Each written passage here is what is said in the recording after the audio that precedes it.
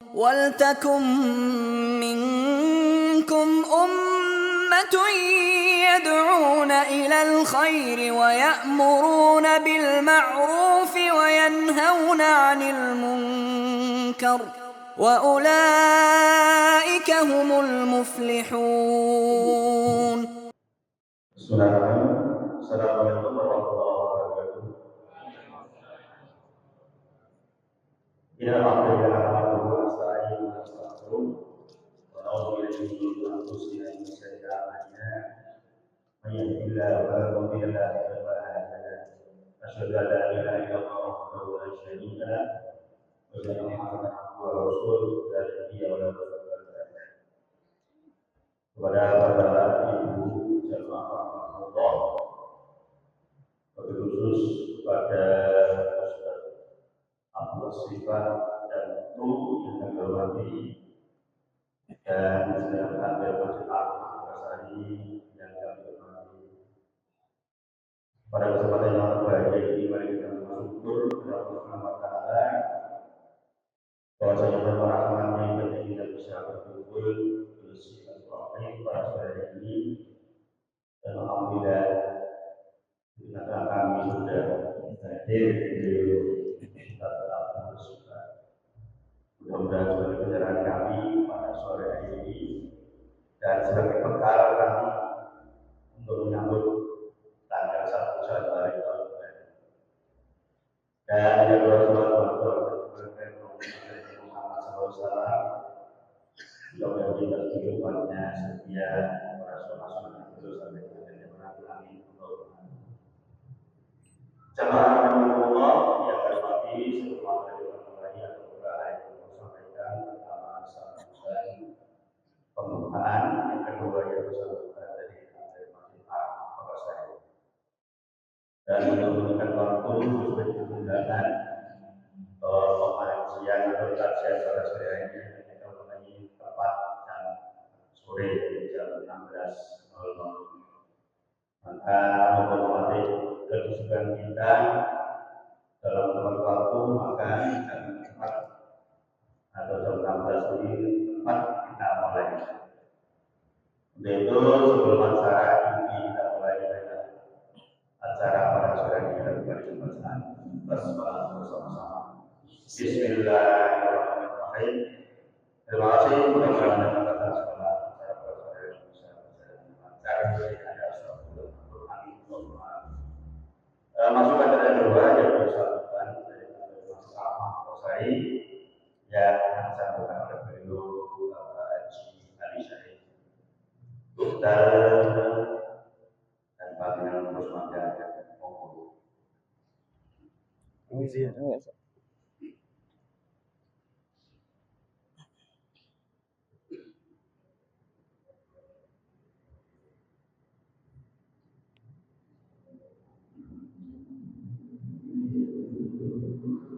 Assalamualaikum warahmatullahi wabarakatuh. Inna hamdalillah wa la na'budu illa iyyah wa iyyaka na'budu wa iyyaka nasta'in. Asyhadu an la ilaha illallah wa asyhadu anna rasulullah. Allahumma shalli wa sallim wa barik ala nabiyyina Muhammad wa ala alihi wa sahbihi ajma'in. Maka panjenengan Ustaz Dr. Kenal Solo ya Pak. Ustaz Abdul Sifat yang itu ya kalau bahasa Indonesia yang terhormati. Segala puji kepada Allah Subhanahu wa Ta'ala ya Rabbal. Semoga kita sekalian dengan ketahuan bahwa betul-betul membawa sifat, tapi sifat syukur atau sifat tasbih, membawa satu ucap di hati maupun dalam hati kita. Dan dengan asik Ustaz ini juga ahli kamera. Oh ya. Nanti sama ini dirupiah saja. Iya. Dan setan-setan itu berhubungan membacakan apa yang sesat. Dan yang masjid waktu serger orang membeli yang penting. Biasanya jamaah sama pengajian sedang membeli setan yang berhubungan. Dirupiah. Hanya kami ucapkan terima kasih juga atas kehadirannya di masjid yang kami kelola ini. Masjid ini sudah berumur seperti saya. Berdiri pada tahun 1951. Pas kelahiran tahun saya. Saya menyaksikan bagaimana perjuangan bapak saya untuk merdeka. Dan sini ada yang penemu, mungkin Ustaz tahu, Cip Kasir. Karena tadi sudah membangun bagio dengan Ustaz. Yang menjaga masjid ini soalnya speaker ini, ulang sound ini sok mulai nanti. Kok seru, nggak seru. Kalau tularan buka sulit nanti diulang. Terima kasih mudah-mudahan menjadi umat kita sekalian tidak lupa kami selalu terima kasih pada para jamaah yang telah hadir di sore hari ini. Suatu upaya memperlihatkan rohani maupun jasmani. Di sini ada upaya kesehatan sifat jasmani, yaitu senam surya yang diikuti oleh bapak-bapak senam surya, senamnya orang Muhammadiyah. Jadi orang tua-tua mempunyai kegiatan senam yang namanya senam surya. Mudah-mudahan dengan terpadunya sifat rohani panjenengan juga kita dukung dengan sifat badan dengan senam. Terima kasih sekali lagi. Mudah-mudahan apa yang menjadi modal hasanah Ustaz menjadi pegangan kita sekalian. Dan minta maaf apabila rawuh panjenengan tanpa ada suatu wacana apa-apa masih muncul seadanya. Minta maaf.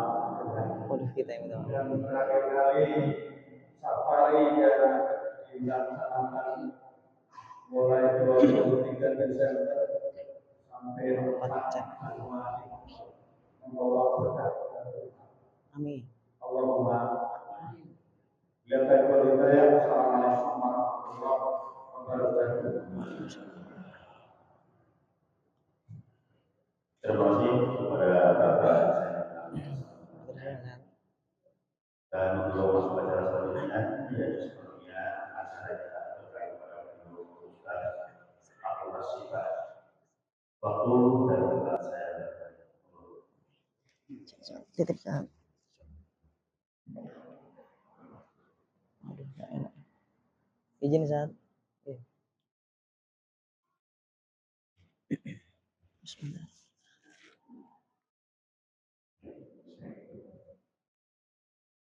Bismillah, bismillah. Surahnya sudah jelas Bapak dan Ibu? Jelas suaranya? Sebelum saya mulai, mohon izin Bapak dan Ibu yang saya hormati, bisa semuanya saya minta tolong untuk berdiri Ibu dan Bapak, berdiri dulu. Nuwun sewu sangat. Dan tolong ibu-ibunya agak ke depan, kita buat seperti sholat bersaf. Agak maju saja di bawah barang-barangnya. Bapak-bapaknya juga bisa maju Pak. Silakan Ibu maju. Lagi nggak apa-apa, diisi samping proyektor nggak apa-apa. Monggo silakan diisi yang bagian depan.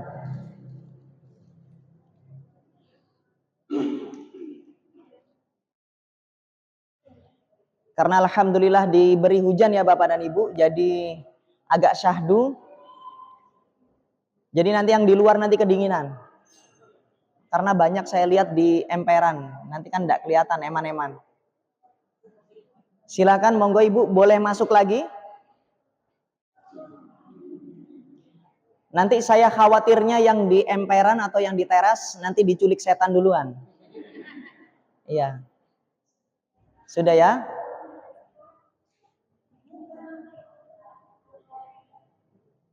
Sudah semua? Agak maju lagi Bu, monggo silakan. Baik, sudah. Sebelum saya mulai, sebenarnya ini jam-jam ngantuk bukan sih Pak? Kalau jam segini biasanya? Iya, jam-jam ngantuk ya. Habis asar kok ngantuk ya. Kalau zuhur baru ya. Baik, kalau begitu saya cukupkan. Terima kasih. Silakan duduk dan tetap di tempat. Silakan duduk. Jangan kemana-mana. Baik, terima kasih. Jazakumullah khair.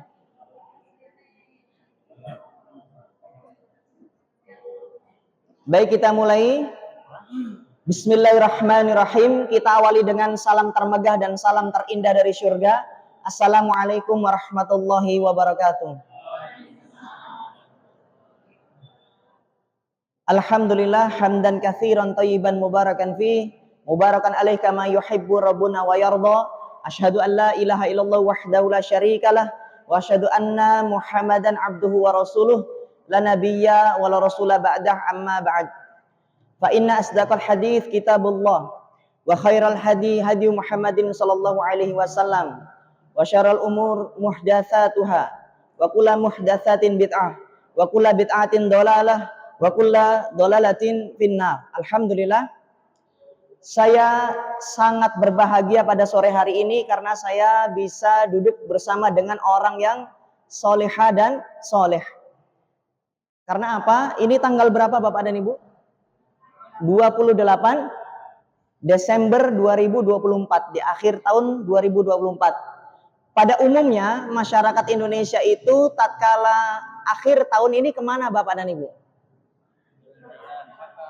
Jalan-jalan dan berpariwisata. Ini alhamdulillah Ibu dan Bapak kerso atau ridho dengan Allah untuk apa? Mengikuti duduk di dalam majelis ta'lim atau majelis ilmu. Yang insya Allah semoga pertemuan ini bukanlah pertemuan yang terakhir. Sekalipun ini pertemuan yang terakhir, semoga Allah jumpakan kita seluruhnya di surganya Allah yang tertinggi tanpa hisab dan azab. Baik Bapak dan Ibu, selayang pandang, tak kenal maka tak sayang, ta'aruf makanya ya. Saya biasa dipanggil Abu Asyifa. Tentu sebagian orang tahu itu bukan nama asli, tapi itu adalah nama sunnah, yaitu kunyah ya, panggilan ketika seorang laki-laki atau perempuan itu memiliki putra atau putri. Kemarin diminta sama Bu siapa Ustaz? Minta biodata saya? Bu Iin, ya mungkin bisa dikirimkan ke pengurus. Jadi nama saya Bapak dan Ibu itu kurang pas kalau di masjid Ustaz. Kenapa kurang pas? Karena nama saya itu nama dewa yang dimuliakan di agama Hindu. Ayo coba tebak nama saya siapa? Oh, Siwa ya, Krishna. Jadi di dalam Hindu itu ada 3 dewa yang tertinggi. Ada Brahma, Wisnu, Siwa. Masa saya Siwa Bu, ngeri banget kayaknya. Nah, jadi nama kakak saya Retna Damasinta. Nama saya Wisnu Setio Yuniawan. Saya masih sangat muda. Saya adalah putra Bapak dan Ibu. Saya hanya memiliki bekal semangat dakwah dengan keilmuan yang saya sudah timba. Dan adik saya namanya Yanita Amalia Putri. Saya besar lahir di Cipinang Kebembem, Jakarta Timur. Namun orang tua saya dua-duanya adalah orang Malang, Jawa Timur. Jadi alhamdulillah Ustaz, saya bisa bahasa Jawa. Tapi ngerti doang, ngomongnya nggak bisa. Yang halus nggak bisa. Karena memang agak bahasanya pun juga berbeda. Di Jawa Timur itu di semua daerah sama Ustadz, seperti Jawa Tengah. Jadi kalau manggil anak itu cah, pakainya bocah. Cuman 2 daerah saja yang berbeda, yaitu Surabaya sama Malang itu pakainya are. Ya, pakainya are. Terus jalan ini kan kalau bahasa Jawanya kan apa Bu? Jalan. Kalau di Jawa Timur khususnya Surabaya sama Malang itu embong. Nah, itu berbeda. Gitu ya. Mana ada orang Jawa Timur? Ada ya? Alhamdulillah saat ini saya aktif di dunia dakwah, saya sebagai aktivis dakwah yang alhamdulillah baru seumur jagung Ustaz, saya kurang lebih baru 9 tahun melanglang buana. Gitu ya, dari Aceh sampai Papua. Tapi saya bukan jamaah tablik. Saya dakwah tanpa dibawahi lembaga, saya tidak dakwah dibawahi yayasan. Saya dakwah pribadi dengan kekuatan sendiri alhamdulillah. Terus saya tidak bekerja. Pekerjaan saya sebagaimana dulu para sahabat yang berdakwah, jadi saya berdagang. Tapi saya tidak mengikat diri pada suatu PT atau perusahaan. Terakhir saya kerja ya 11 tahun silam. Terakhir saya bekerja sebagai staf ekspor. Jadi megang ekspor USA, New Zealand, Australia, dan Timur Tengah. Di sana saya pusing Bapak dan Ibu. Ini selayang pandang ya, saya pusing sekali. Kerjaan itu membuat saya tidak fokus untuk sholat. Nah maka seperti inilah yang tidak berkah. Karena hidup kita diciptakan untuk bekerja, untuk ibadah. Namun banyak orang yang salah nih. Ini nasihat saya untuk bapak-bapak dulu. Nasihat dari orang kecil atau anak kecil, anak muda ini. Jadi bekerja itu di dalam Islam itu tidak wajib Bapak dan Ibu. Nah ini nanti dikomplain lagi saya Kak Dioleri. Dicatat dulu, didengarkan dulu. Kita ilmiah ya. Yang wajib itu adalah sholat Pak. Karena hisab yang paling utama, yang paling pertama itu apa Bapak dan Ibu? Sholat. Anda sakit, wajib sholat nggak kira-kira? Wajib. Ketika Anda sakit tapi Anda tidak bekerja, dosa nggak? Harus diganti nggak? Tidak. Nah maka jangan sampai dengan alasan kita bekerja, kita melalaikan sholat. Dengan dagangnya, dengan sibuknya di pabrik, lantas dia meninggalkan sholat. Banyak nggak? Banyak. Tugas kami Bapak dan Ibu itu sangat berat. Kalau untuk mengislamkan orang kafir itu insya Allah mudah. Bagi orang, wow ini suatu prestasi besar mengislamkan orang kafir. Lah enggak. Itu hal yang mudah Bapak dan Ibu. Kalau jenengan mau ikut kami jadi aktivis dakwah itu sangat mudah. Yang penting panjenengan kuat mikul beras, panjenengan kuat mikul ikan asin, panjenengan kuat mikul mie instan, itu orang juga bisa mau masuk Islam. Tapi yang berat adalah setelah mereka masuk Islam mau ngapain ini? Mau diapain mereka para mu'alaf ini? Alhamdulillah di tahun 2020 pas Covid saat itu kami mengislamkan 600 jiwa. 600 jiwa ini Bapak dan Ibu tahu mereka tidak memiliki agama, mereka animisme, dinamisme. Di sana uang tidak laku, di sana tidak ada listrik. Ini Indonesia. Dan saya bawa laporan ini ke gedung MPR RI. Sudah ketemu sama Bapak Hidayat Nur Wahid. Jadi ternyata Indonesia ini Pak, banyak daerah yang belum tersentuh dakwah, belum tersentuh Islam, belum ada listrik. Di mana itu? Di Lambentana, Morowali Utara, Sulawesi. Di sana. Jadi kita jalan ke sana. Itu pun belum tersentuh dari ormas Islam apapun belum. Teman-teman jamaah tablik juga yang biasanya warawiri itu juga belum bisa sampai menjamah sana. Ini luar biasa. Bukan hanya itu. Dulu kami berjuang puluhan tahun silam itu di Mentawai. Nah sekarang di Mentawai sudah rame. Kristenisasi juga sudah masuk di sana. Nah seperti itu. Nah saya masuk di dalam kaderisasi saat ini. Fokus di dalam dakwah juga kaderisasi da'i.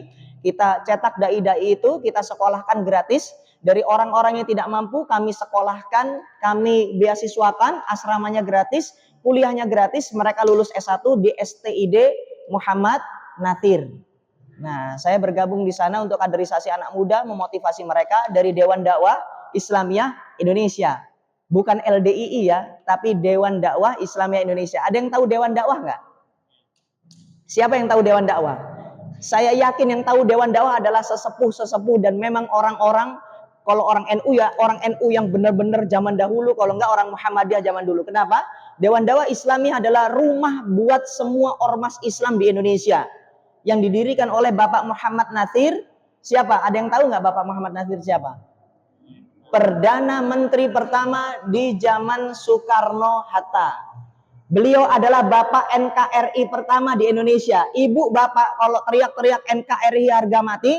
Bapak NKRI adalah Bapak siapa? Muhammad Nathir. Karena dulu Indonesia masih jadi RIS Pak. Republik Indonesia Serikat, maka disatukan menjadi NKRI. Lalu dulu ada yang namanya Nasakom, Nasionalis Agama Komunis. Mereka bukan agama, dipaksakan PKI itu untuk menjadi agama. Nah, kami melawan, semuanya melawan. Kami kumpulkan semua ormas-ormas Islam dan membuat yang namanya Masyumi. Masih ingat nggak?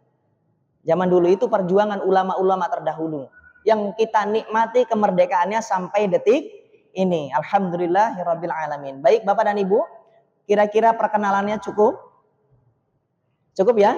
Kita lanjutkan. Nah, insya Allah hari ini materinya apa nih? Saya by tema saja nih.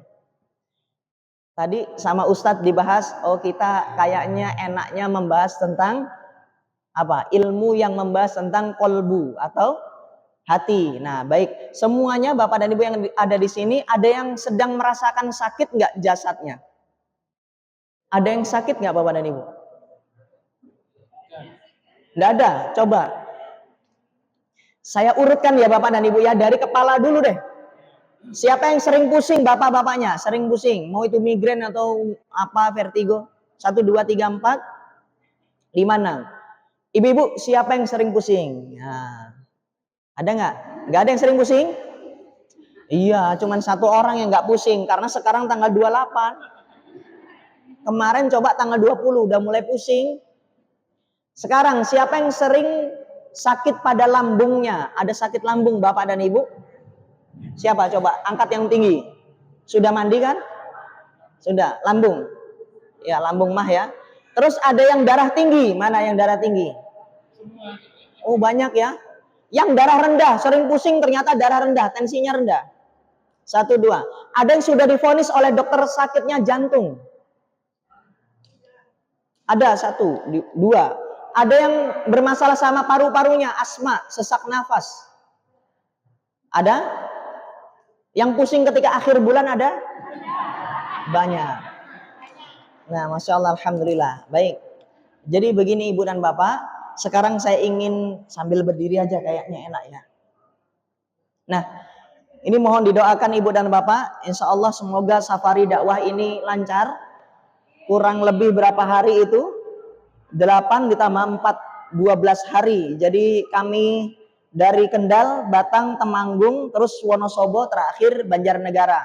Saya memang mencari daerah-daerah yang saat ini nggak dingin juga. Batang itu panas Bu, karena Batangnya geringsing. Agak panas ya, Alhamdulillah. Nah, sebenarnya apa sih Ibu dan Bapak tujuan saya 9 tahun ini berdakwah? Bapak dan Ibu, tujuan saya cuma 1. Tujuan saya adalah, ini adalah wujud kecintaan saya kepada Ibu dan Bapak. Karena saya sangat sadar betul bahwasannya dai itu banyak atau sedikit? Masa? Dai itu banyak atau sedikit?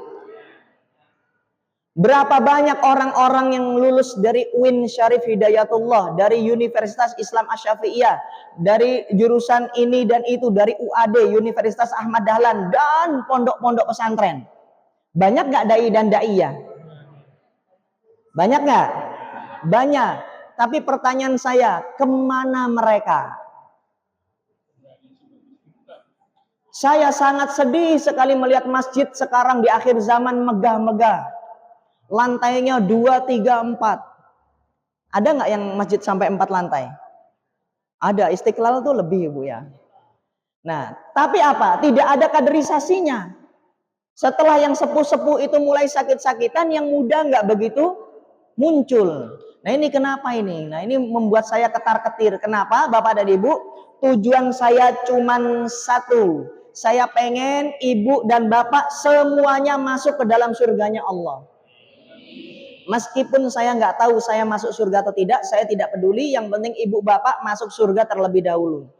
Untung-untungan, muga-muga, mugi-mugi dari nasihat saya, bapak dan ibu bisa masuk surga. Coba siapa yang pengen masuk surga? Dengan yakin, dengan rojak, dengan harapan. Baik, semua pengen masuk surga ya? Sekarang, masuk ke Ancol itu bayar tidak bapak dan ibu? Bayar.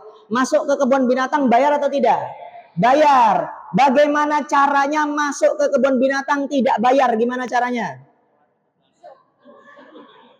Blusup. Blusuk. Menyusup ya. 3 caranya agar kita ke kebun binatang tidak bayar. Yang pertama, menyusup. Lewat pintu belakang. Yang kedua, kita mendapatkan tiket gratis. Kalau kita punya orang dalamnya. Yang ketiga, memang kebun binatangnya punya kita. Nah, punya ibu, ya bisa jadi. Nah, sekarang pertanyaan saya, masuk surga sama ada syaratnya Bapak dan Ibu. Bisa nggak masuk surga tanpa tiket? Jenengan punya kenalan orang dalam? Kalau punya tolong mbok saya diajak. Punya Bapak dan Ibu kah surga itu? Bukan, itu punya Allah. Yang terakhir bisa nggak belusuk-belusuk atau nyusup? Nggak bisa. Nah maka silahkan kata Imam Syafi'i itu ikatlah ilmu dengan, ayo apa kata Imam Syafi'i? Nggak ada yang hafal. Ikatlah ilmu dengan tulisan, catatan. Ayo, nggak ada yang bawa tulisan ini. Oh bawa. Saya husnudzon. Yang nggak bawa tulisan ini ingetannya canggih. Loh, yakin Pak saya?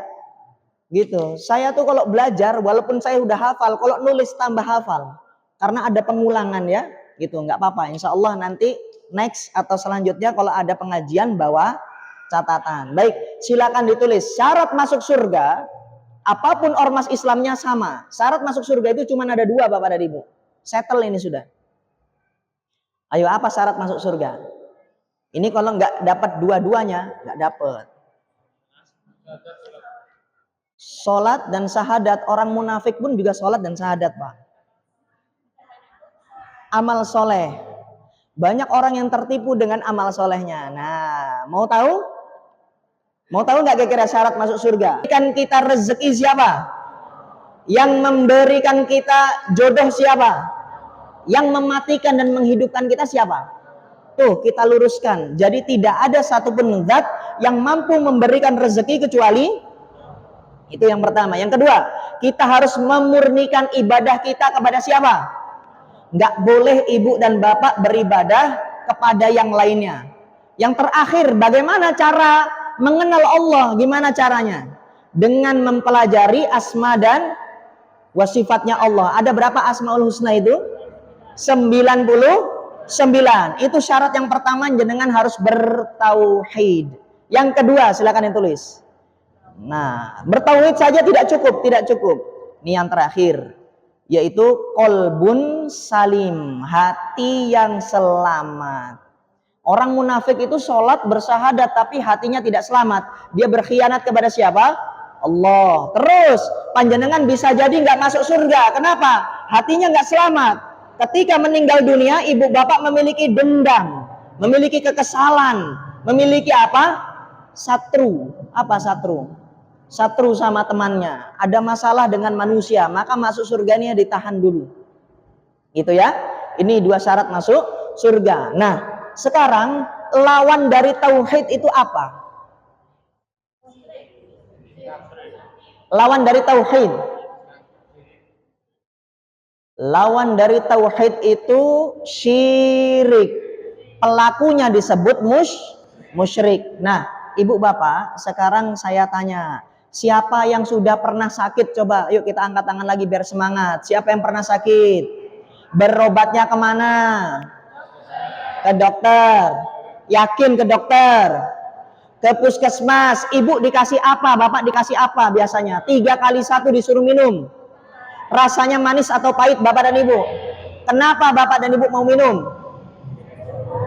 Biar sembuh, betul. Disuntik beli enak atau sakit? Kenapa Ibu Bapak mau disuntik? Bahkan Bapak dan Ibu diperhatikan, ada orang yang rela kaki dan tangannya diamputasi, dipotong sama dokter karena dia mencari kesembuhan. Artinya apa? Silakan diingat-ingat saja, nggak usah dicatat. Orang Bapak dan Ibu kalau sudah sakit, dia rela melakukan apa saja asalkan dia sembuh. Apapun itu dia akan lakukan, apapun itu. Jenengan yang suka makan makanan daging-dagingan ya, yang enak-enak, yang lezat-lezat, ketika dokter bilang, "Pak, ini darah tinggi," ditinggalin nggak itu tengkleng kambingnya itu? Tinggalin. Ibu kena diabetes, nggak boleh makan dan minum yang manis. Tuh, seperti itu. Kalau nggak sembuh-sembuh terus, orang-orang umat Islam di Indonesia berobatnya kemana? Jujur kemana? Ke alternatif. Dan sedihnya Bapak dan Ibu, ini inti dari saya safari dakwah, inti dari 9 tahun saya keliling-keliling. Kenapa? Orang itu terjerumus pada lembah kesyirikan kebanyakan karena mereka sakit. Pak, ini kayaknya Bapak udah 9 tahun nggak sakit. Kayaknya di sebelah kanan Bapak ada nenek-nenek. Sebelah kiri Bapak itu ada jin yang dari kakek nenek moyang. Nah, maka bapak harus dibersihkan dengan mandi kembang 7. Oh, apal semuanya. Terus misalnya orang Jawa itu banyak keresahan. Kalau orang Jawa Barat itu cuek. Kenapa? Orang Jawa itu perempuan umur 28 tahun masih perawan, ketar-ketir Pak, bapak dan ibunya. Iya enggak? Iya, kebanyakan begitu. Kenapa? Duh, kok 28 tahun kok belum datang jodohnya. Mulai dia datang ke alternatif itu. Kenapa bapak dan ibu? Dukun sekarang masih ada atau tidak? Dukun sekarang nggak ada ibu dan bapak. Adanya itu apa? Silakan didengarkan. Uskun, kikun, guskun. Istilah baru apa itu? Ustadz dukun, kiai dukun, gus dukun. Oknum-oknum tuh. Jadi dukun tapi ngakunya ustadz, dukun ngakunya kiai, dukun ngakunya gus, melakukan penipuan. Jadi kalau lama nggak nikah nih dikasih apa biasanya? Bulu perindu. Padahal itu akar ibu, akar bambu biasa. Kalau dikasih air bisa bergerak. Kalau panjenengan misalnya lama nih nggak dapat kerjaan, dikasih minyak wangi, harganya 5.000 tapi dijualnya 500.000 sampai 3 juta dan seterusnya. Kalau penyakitnya nggak sembuh-sembuh, dia bilangin apa? Ikhtiare rotok digedek nih Siti. Caranya gimana Ustadz? Caranya yaitu nyembelih kambing jantan muda. Oh, gampang. Di sini gampang nyarinya. Oh, nanti dulu. Kambing jantan mudanya ada syaratnya lagi. Cari kambing jantan muda yang yatim piatu. Nah, cari Datu Sono. Udah yatim piatu, dia dapat nih misalnya. Bapak ibunya nggak ada. Oh, nanti dulu. Kakinya yang pincang belakangnya. Kenapa? Pernah disliding sama temennya. Nah, kalau ibu bapak nggak ketemu, bisa bapak dan ibu beli di saya. Harganya 60 juta. Itu dicariin utangan bapak dan ibu. Ya Allah, sampai ya di Kendal itu banyak Pak. Itu orang udah miskin disuruh syirik plus ditipu lagi. Saya jalan waktu itu 2017 diundang ke Darus Solihin, pondok pesantrennya Ustadz Muhammad Abdul Twasikal di sana, di Gunung Kidul. Itu banyak perempuan-perempuan itu yang berobat, ditidurin sama ustadznya pun juga mau. Sampai segitunya. Kenapa? Karena mereka pengen sembuh. Saya tanya yang gampang aja deh, ibu bapak kalau ada tetangga kita kesurupan, manggilnya siapa? Orang zaman dulu, kalau ada masalah rumah tangga, ekonomi, atau masalah medis, non medis, larinya kemana? Masjid. Tapi sekarang masjid, bukan masjid ini ya, itu banyak hanya diisi untuk apa? Sholat 5 waktu dan Jumatan saja. Jadi bukan untuk apa? Sesuatu yang untuk mengislah umat. Nah di sini, jadi yuk semoga kita mendapatkan generasi-generasi baru, pemuda-pemuda baru yang benar-benar mereka fokus pada agamanya, insya Allah ya. Jadi tujuan saya ingin menyadarkan bapak dan ibu hati-hati melakukan kesyirikan. Nah gitu dia. Sekarang saya tanya, ini nggak ada sesuatu yang bisa dicontoh ya. Saya pinjam, ada yang punya sampah nggak kira-kira? Saya minjemnya sampah nih. Ada sampah nggak ibu bapak? Wah itu ada bunga, nggak dimakan itu bu ya? Oh enggak ya? Kirain mau dimakan. Wah itu terlalu bang. Ya ini nih, ini aja. Terima kasih. Ini sampah ya di tangan saya nih bapak dan ibu, kelihatan ya. Ini kenapa belum ada lalatnya bapak dan ibu? Kenapa belum ada lalatnya? Betul Ustaz, belum membusuk. Kalau ini sudah membusuk maka lalat akan datang. Semisal saya usir lalatnya pergi atau tidak? Pergi. Tapi kalau sampahnya masih ada gimana? Balik lagi, saya semprot, saya bunuh lalatnya mati, tapi masih ada sampahnya, gimana? Yang lain datang lagi. Gimana caranya lalatnya hilang? Sampahnya dibuang. Nah, dibuang. Oh ya, enggak, guyon, masyaallah. Jazakallah khair. Sampahnya dibuang. Nah, maka sekarang kita masuk pada inti kajian. Tolong Bapak dan Ibu, saya ingin bertanya lagi, siapa di antara Bapak dan Ibu yang sudah pernah diberi musibah? Siapa yang pernah kena musibah? Benar, udah pernah kena musibah. Benar. Iya, sakit termasuk musibah. Benar, ada yang sudah pernah dikasih musibah. Apapun itu musibahnya. Bapak dan Ibu ini akan berhubungan, berkaitan, berterikatan, beririsan dengan kajian kita pada sore hari ini. Makanya disiapkan jiwa dan jasadnya, disiapkan fokusnya. Karena apa? Segala sesuatu musibah, baik itu medis atau non medis penyakitnya, atau musibah apapun, misalnya paceklik atau bangkrut atau anaknya nakal atau dia nggak dapat kerja atau memang dia gelisah jodohnya tak kunjung datang, misal ketipu, itu kan musibah tuh. Jadi bukan hanya medis dan non medis saja, semuanya pokoknya. Nah, ada intinya di sini. Baik, kita sebelum mulai kita awali dengan doa bermajelis ilmu dulu. Ada yang hafal doa bermajelis ilmu? Raditu billah birobba. Kok kata guru saya bukan itu ya? Kata guru saya, bismika Allahumma ahya wa amut. Loh kok gitu Ustadz? Iya, karena kalian kalau kajian tidur. Ayo siap-siap tidur nih. Baik, sebelum saya masuk, masih semangat gak kira-kira? Masih. Nah ini dia ya, aku yang dipaksa menyerah. Siapa yang dipaksa menyerah ini Ibu dan Bapak? Jadi akan ada masa Bapak dan Ibu jenengan itu dipaksa untuk menyerah. Tapi hanya untuk siapa? Hanya untuk orang yang beriman. Nah, ini khusus orang yang beriman apa orang apa? Nah, masihkah Bapak dan Ibu mengingat titik terendah di dalam hidup Ibu dan Bapak? Misalnya sakit nggak sembuh-sembuh, atau nyari uang SPP nggak dapat-dapat, atau punya cicilan, atau punya hutang yang begitu banyaknya, atau apapun itu. Masih ingat nggak? Atau belum dapat titik ini? Nanti kalau belum dapat titik ini, insya Allah jenengan bakal dapat. Nah, terus gimana caranya? Ya kita berhenti dulu. Menepilah dulu. Tariklah dirimu dulu. Berdiamlah dulu untuk berpikir dan bersendirilah di dalam ibadah. Nah, sekarang Bapak dan Ibu, di hadapan Bapak dan Ibu ini ada yang namanya apa ini? Dunia. Dunia itu apa Bapak dan Ibu? Dunia adalah planet ujian. Jadi kalau ada orang yang berdoa, ya Allah bahagiakan hamba di dunia, itu sebenarnya adalah doa yang keliru. Kenapa? Rasulullah SAW mengajarkan kita untuk berdoa agar kita teguh di dalam agama kita, memohon kesabaran, memohon ketegaran, dan memohon kekuatan, bukan memohon bahagia. Kenapa? Karena beliau mengatakan ad-dunya darul bala. Apa itu Ibu dan Bapak? Dunia adalah rumahnya bala, rumahnya musibah, rumahnya ujian. Jadi semua yang ada di dunia ini itu akan apa Ibu dan Bapak? Diuji dan selalu kena musibah. Tapi kok enggak? Itu orang-orang kafir, orang-orang non-muslim kok sehat-sehat aja, enggak sholat kok sukses-sukses aja. Apa kata Nabi Muhammad SAW? Ad-dunya sijnul mu'min wa jannatul kafir. Dunia ini adalah penjara bagi orang beriman dan surganya bagi siapa? Orang-orang kafir. Jadi jangan meri. Tahu nggak jangan meri? Apa bahasa halusnya? Saya sungkan mau pakai bahasa Jawa. Jangan iri. Kalau mau ikut mereka ya monggo, tapi nanti matinya di mana? Di neraka. Surat Hud ayat 15-16. Ada yang hafal nggak surat Hud 15-16?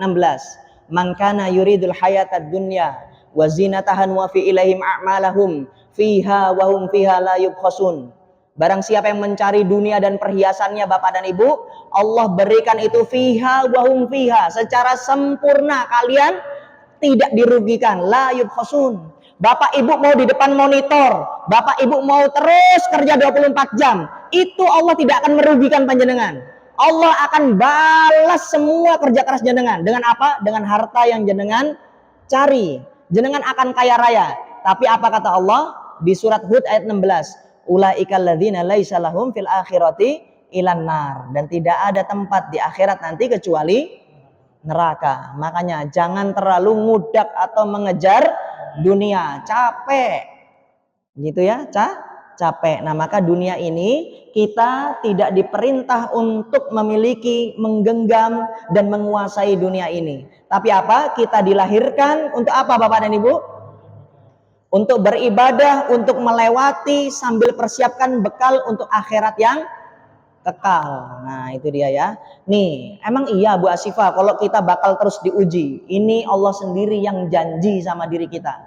Janjinya Allah ini seperti ini Bapak dan Ibu. Boleh ditulis Al-Baqarah 155. Ada yang hafal?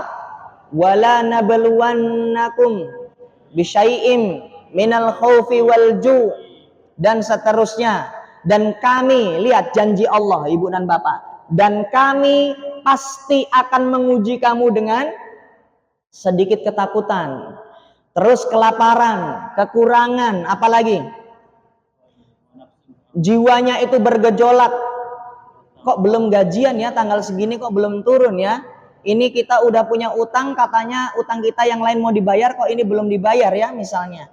Terus sampaikanlah berita gembira bagi orang yang sabar. Nah, sekarang Ibu dan Bapak semuanya tadi udah punya musibah kan?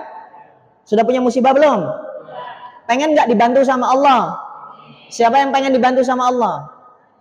Banyak ya? Benar.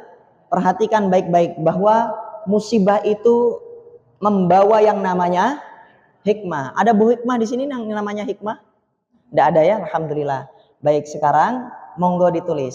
Kenapa Allah turunkan musibah? Karena itu janji Allah hanya untuk orang beriman yang dikehendaki kebaikan ya. Musibah itu apa? Ada yang tahu nggak? Musibah itu apa sih Bapak dan Ibu? Musibah itu apa? Ini tiga ini sama artinya, bala, musibah, dan ujian. Nah, mereka ini kan jadi satu nih. Sebenarnya definisi atau pengertiannya gimana? Ada yang tahu enggak? Nah, bener nih Ustadz nih. Kayaknya hafal nih Ustadz nih, Masya Allah. Harusnya Ustadz yang ngisi di sini ya. Ini dia, segala sesuatu yang mengganggu ketenangan hati kita, atau segala sesuatu yang tidak disukai sama hati kita, apapun itu. Bapak tadi berangkat ke sini sendalnya putus, mengganggu ketenangan hati nggak? Ganggu itu, mengganggu, enak nggak hati kita? Waduh, mau berangkat putus. Nah, itu bisa jadi masuk dalam musibah tapi kecil. Motor kita hilang, masuk musibah nggak itu? Masuk. Terus apalagi musibah yang paling besar apa? Musibah yang paling besar adalah dimatikannya hati. Mereka katanya beriman tapi nggak mau sholat. Mereka katanya beriman tapi mereka nggak mau ngaji. Mereka katanya sholat tapi mereka bekerja sama-sama kewajiban, salah. Padahal di atas bekerja itu yang lebih utama itu bermajelis ilmu. Karena majelis ilmu ini fardhu. Fardhu itu apa? Fardu, wajib. Bagaimana mereka bisa mengenal Allah dan Rasulnya kalau mereka tidak bermajelis taklim? Nah, ini dia dalilnya surat Al-Baqarah 216. Tetapi boleh jadi kamu tidak menyenangi sesuatu padahal itu baik bagimu, dan boleh jadi kamu menyukai sesuatu padahal tidak baik bagimu. Allah Maha mengetahui sedang kamu tidak mengetahui. Nah, sekarang dicek di sini. Ini buat orang yang sakit atau yang masih dilanda musibah. Musibah itu diturunkan karena dua hal Bapak dan Ibu. Nah, mau ditulis. Ada karena apa ini? Iman, yang dua karena dosa. Ini dalilnya surat Al-Ankabut ayat 2 sampai 3. Bisa dibaca, kelihatan nggak kira-kira? Apakah manusia mengira bahwa mereka dibiarkan hanya dengan mengatakan aku beriman lantas mereka tidak diuji? Pasti mereka akan diuji. Kenapa? Nih yang selanjutnya. Dan sungguh kami Allah telah menguji orang-orang yang benar dan pasti mengetahui orang-orang yang dusta. Bapak Ibu, sekarang banyak orang ngaji katanya hijrah, tapi mereka bukan karena Allah. Mereka beriman bukan karena Allah. Mereka ngaji pengen lunas utang misalnya. Oh, aku pengen lunas utang lah Pak, ngaji gitu. Ikut ngaji. Tapi setelah dia ngaji, dia hijrah, sholatnya betul, 2 tahun utangnya nggak lunas. Akhirnya mutung dia. Apa namanya mutung? Udahlah, nggak usah lagi ngaji lah. Itu yang namanya keimanannya dusta. Tuh di sini. Maka kita akan diuji tuh. Nah, kalau orang yang berdosa, mereka akan diganjar surat Asy-Syura ayat 30. Ini penjelasannya. Wa ma asabakum min musibatin fabima kasabat aydikum. Dan segala macam musibah yang menimpa kalian atas perbuatan tanganmu sendiri. Saya kasih contoh Bapak dan Ibu. Ibu Bapak kalau darah tinggi yang disalahin makanan atau diri kita sendiri? Nah, makanan. Sekarang saya tanya, kalau ada orang sakit lambung, biasanya orang-orang nyalain apa? Makanan yang apa? Yang pedas-pedas, yang asem, terus telat makan. Kalau darah tinggi, kebanyakan makan apa? Banyak makan garam. Emang iya? Asam urat nggak boleh makan apa kalau asam urat? Bayam, kangkung, kacang panjang disalahin tuh. Nah sekarang Bapak dan Ibu, ada penyakit diabetes gara-gara sering makan manis. Ibu bapak nuwun sewu, mohon izin ya. Ibu bapak pernah ngeliat orang gila nggak? Ya, makan apa aja, bekas becek dimakan, pola hidupnya nggak sehat, nggak pernah keramas. Sakit nggak mereka? Enggak. Loh, ini kan kita berbicara sunnatullah. Sunnatullah itu bukan sunnah. Sunnatullah itu ketetapan Allah. Panjenengan saya lempar air, airnya kena baju, bajunya basah, itu sunnatullah tuh. Terus kalau ibu dan bapak saya bakar, ibu bapak terbakar, itu sunnatullah, kepastian dari Allah. Nah, yang bisa membatalkan sunnatullah itu adalah mukjizat. Nabi Ibrahim dibakar, nggak kebakar, itu mukjizat. Batal sunnatullahnya. Dan yang bisa membatalkan mukjizat itu adalah sunnatullah. Nah, sekarang begini, kalau kita makan apa aja gampang sakit, ya kan, seperti itu kan? Padahal orang gila tidak sakit. Berarti kalau kita nyalain makanan dan minuman, bener atau salah? Bener nggak? Kok ada orang kanker kulit, padahal orang gila nggak ada satupun terkena kanker kulit. Boroon yoga, kadang saya sering ngumpul sama mereka, saya kasih makan tuh nggak ada, biasa aja. Kepalanya dibotakin juga nggak berborok gitu kepalanya. Kok kita kok dikit-dikit sakit ya? Padahal kita makannya teratur, hidupnya di bawah AC, punya mobil, punya motor. Mereka jalan kaki terus. Kok nggak ada orang gila yang kenapa? Kok jalannya begini-begini? Jantung koroner misalnya. Canggih banget orang gilanya. Terus gini-gini perutnya, kenapa? Usus buntu misalnya. Berarti boleh nggak kita nyalain makanan dan minuman? Sebenarnya tidak boleh Bapak dan Ibu. Kenapa? Di sini. Wama asobakum min musibatin fabima kasabat aidikum. Segala macam musibah yang menimpa kalian atas perbuatan tanganmu sendiri. Bisa jadi makanan, minuman, jalanan itu semuanya adalah apa? Bala tentaranya Allah untuk menurunkan sakit kepada kita. Kenapa Allah turunkan sakit? Sakit adalah musibah. Kenapa Allah kasih kita musibah Bapak dan Ibu? Ma min muslimin yusbu adan min marad famasiwahu illa hatallahu bi sayiatihi kama tahuttu. Tidaklah Allah menurunkan sakit, mengenakan sakit kepada Bapak dan Ibu, kecuali Allah ingin menggugurkan dosa-dosa ibu dan bapak seperti pohon yang menggugurkan dedaunannya. Maka ucapkan alham. Tapi kalau jenengan pusing dikit bukan alhamdulillah, Bu, mbok tukokno bodrek. Nah, gitu kan?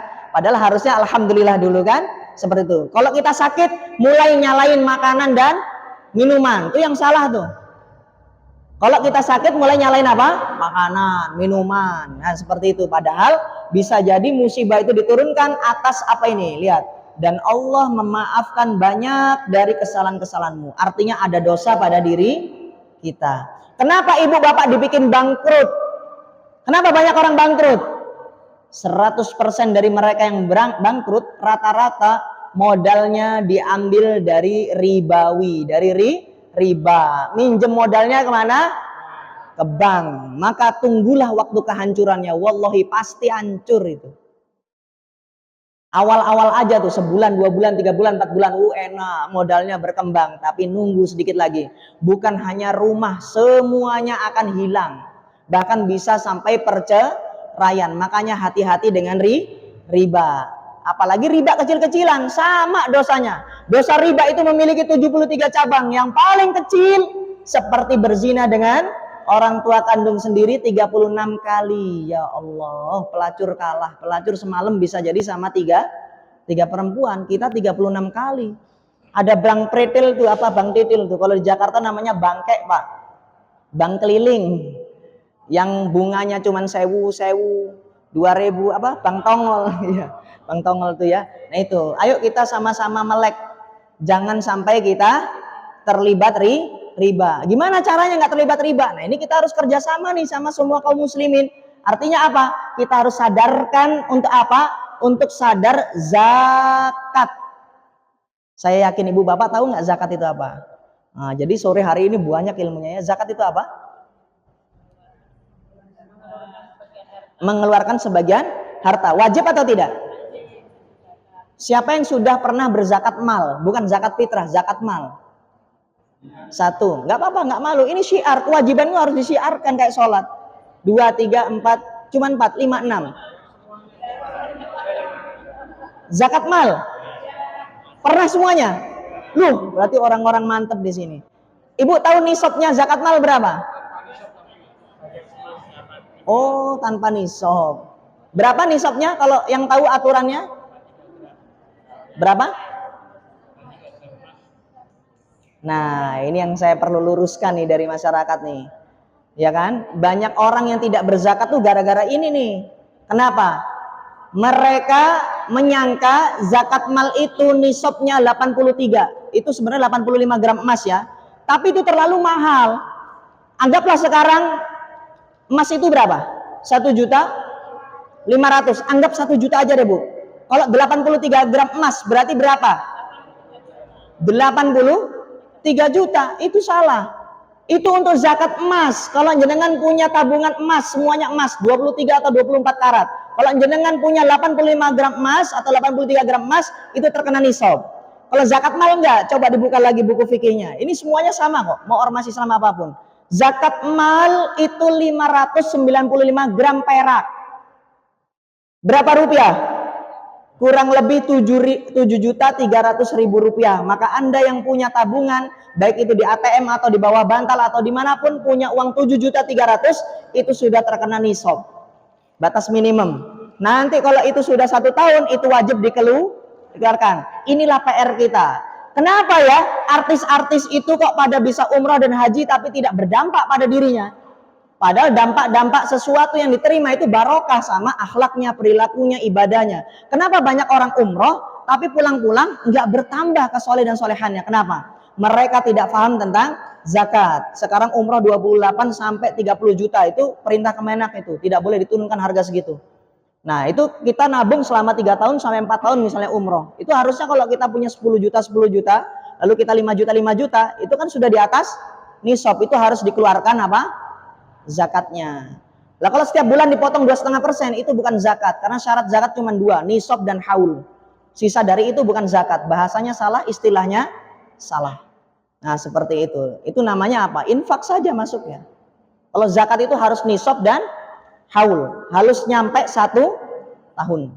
Itu syaratnya. Ini kewajiban. Ini suatu ibadah yang apa? Ibadah kan terbagi menjadi 2 nih. Ada yang apa? Ibadah khusus itu apa? Masa lupa? Mahdhoh. Jadi zakat ini adalah ibadah mahdhoh, jadi tidak bisa diolah-alik dan tidak ada fikih furu'iyahnya. Semuanya sama. Seperti itu ya. Jadi yuk kita keluarkan zakat, lalu dibagi kepada 8 mustahik. Siapa mereka? Surat At-Taubah ayat 60. Siapa penerima zakat atau infak dan sedekah? Siapa? Fakir, miskin, amil, mu'alaf, terus budak, gorimin, orang yang berhutang ya, bukan hutang riba tapi terus fisabilillah seperti ini untuk masjid. Terus yang terakhir ibnu sabil. Pertanyaan saya, anak yatim berhak nggak nerima zakat? Nah, anak yatim berhak nggak nerima zakat? Pertanyaan saya, anak yatim berhak nggak nerima zakat? Berhak. Alhamdulillah kalau gitu saya berhak nerima zakat. Saya yatim loh Pak. Itu anaknya Vanessa Angel malah yatim piatu. Siapa tuh namanya? Gala tuh, hafal kan? Berhak mereka dapat zakat? Enggak, yatimnya harus masuk pada asnaf miskin. Gitu. Saya juga aktif di lembaga amil zakat dulu, Lasnas Dewan Dakwah gitu ya. Gitu, alhamdulillah. Jadi banyak belajar dari sana. Jadi banyak kita asesmen orang-orang yang benar-benar membutuhkan. Nah sekarang kita kalau ada duit sedikit, pengennya berangkat umroh. Kasihan, uang turah kui masih dibutuhkan oleh orang-orang yang berhak membutuhkan. Bahkan makan aja susah. Tapi kita mikirinnya udah apa? Umroh haji, ya kan? Seperti itu. Padahal umroh itu tidak wajib dan sunnahnya tidak sunnah muakkadah. Umroh itu rihlah, jalan-jalan. Haji itu baru yang wajib, tapi bagi yang mampu. Ya minimal sekali seumur hidup, amin ya. Semoga Allah mudahkan Bapak dan Ibu masuk surga. Nah, jadi kita percepat lagi. Jadi musibah itu bukan hanya dari kesempitan Bapak dan Ibu, musibah itu juga dari kelapangan. Ini orang-orang yang diberikan apa kira-kira nanti ya? Nih, kalau panjenengan orang yang beriman, kenapa Allah berikan musibah? Biar apa itu? Sabar. Kalau nggak sabar dikasih apa? Kalau Bapak dan Ibu sabar, Allah kasih apa itu? Alhamdulillah, dicatat tuh, ampunan. Terus dikasih apa itu? Pahala yang dilipat gandakan. Terus yang terakhir dinaikkan derajatnya. Kalau nggak sabar, azab. Kalau dari dosa, ibu dan bapak harus tobat. Kalau tobat dikasih ampunan dan dikasih dinaikkan derajatnya. Kalau dari dosa, kalau tidak mau tobat dikasih azab. Nah, orang yang ke lapangan ini pun juga sedang dikasih musibah nih. Orang yang duitnya banyak, mobilnya banyak, waktunya banyak, kesehatannya banyak, tapi dia nggak sadar kalau itu musibah. Ini orang yang ditimpa apa ini? Istidraj. Tuh. Nah, di sini ya. Akibat dari dosa-dosa sendiri tadi Ibu dan Bapak ya, kenapa Allah kasih musibah. Maka kalau Bapak dan Ibu diganggu sama setan jin, disantet orang, jangan nyalain jinnya, jangan nyalain dukunnya, tapi salahkan diri sendiri. Kalau penyakitnya nggak sembuh-sembuh, berarti yang disalahin siapa? Diri sendiri. Berarti dosanya belum tuntas. Ya gitu ya. Nah, tapi Ibu dan Bapak harus tahu siapa yang diberikan musibah. Man yuridillahu bi khairan yusib minhu. Barang siapa yang Allah inginkan kebaikan, Allah berikan apa itu? Musibah. Berarti orang yang diberi musibah, ibu bapak yang angkat tangan tadi, berarti ibu dan bapak adalah orang yang disayang Allah. Baik, alhamdulillah gitu ya. Berarti orang yang diberi musibah adalah orang yang dicintai Allah. Baik, alhamdulillah. Semoga kita tetap menyerahkan diri kepada Allah, tetap kita pasrah kepada Allah. Jangan salahin ini dan itu. Kalau sakit nggak usah nyalain orang lain atau makanan. Jadi salahkan diri sendiri, perbanyak istighfar dan berobat. Jangan sampai kita berobat ke dukun. Karena sakit atau musibah yang membawa taubat itu lebih baik daripada sehat yang membuat kita lupa jalan kembali. Baik, saya minta waktu 10 menit lagi sebelum nanti kita sharing tanya jawab. Tapi sebelum saya mulai, saya pengen Bapak dan Ibu lebih diberkahi Allah. Boleh ya, saya pengen ngajak ibu dan bapak bersedekah. Sedekah itu bukan uang, sedekah itu kullu ma'rufin sedekah. Semua kebaikan adalah sedekah. Boleh ya bersedekah dulu ya. Silakan berdiri dulu ibu dan bapak semuanya seperti tadi. Kita berdiri yuk. Berdiri semuanya. Nah, bismillah. Nah, biar nggak ngantuk ya berdiri ya. Semuanya nyari pasangan berdua, jangan nyari pasangan, maksudnya jajar-jajar, berjajar-jajar. Nah sekarang semuanya, Bapak Ibu mohon izin untuk menghadap ke tembok yang sebelah sana. Menghadap semuanya ke sana, ya menghadap semuanya ke sana. Sekarang kedua tangannya ditempelin di pundak orang di depannya, kita usir ngantuknya dulu. Silakan pegangan pundaknya dipegang. Oke. Sekarang silakan sedekah dulu, pijit-pijit orang yang di depannya. Nah, pijat-pijat dulu. Enak ya. Sambil didoakan Bapak dan Ibu. Sambil didoakan. Ya Allah, semoga orang yang hamba pijat ini Engkau mudahkan lunas hutangnya ya Allah. Itu ya. Semoga yang memiliki kesulitan Engkau permudah ya Rabb. Amin. Nah enak ya, pijat-pijat dulu. Masya Allah, enak dah. Nah ya, sambil didoakan. Sekarang berbalik menghadap ke tembok yang sebelah sana. Bergantian, pijat-pijatnya bergantian ya. Masya Allah, enak sudah.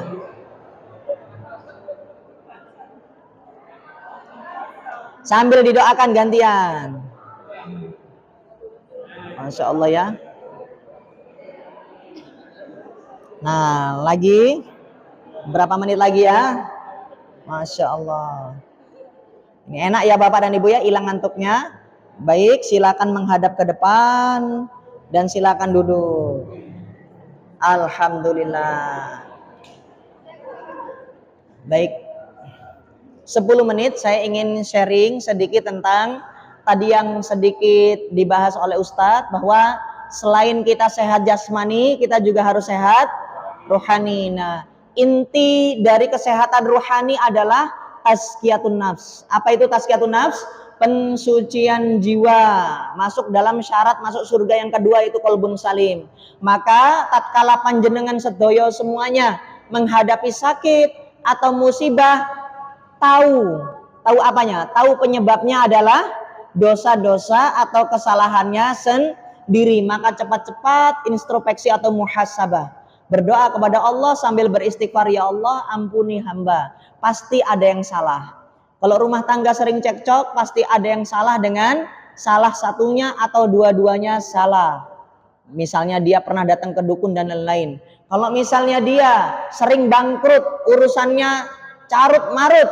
Kenapa? Mungkin ada dosa riba. gitu ya. Kalau misalnya ada lagi, kok misalnya kok saya kok usahanya kok bangkrut terus padahal ini modalnya baik. Nah maka dilihat dulu apakah sholat 5 waktunya sudah rapih dan benar. Bisa jadi sholat kita ditunda. Ibu bapak diundang interview.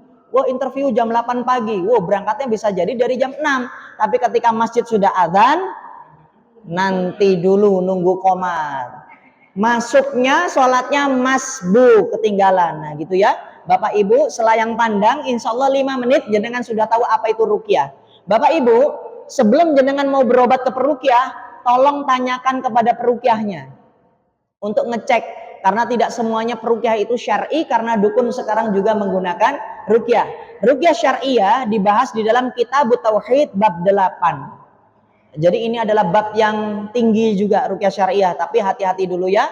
Hati-hati dulu karena ini harus gamblang menjelaskannya. Jadi Ibu dan Bapak harus konsentrasi, makanya saya tadi minta ice breaking dulu, pijat-pijat dulu.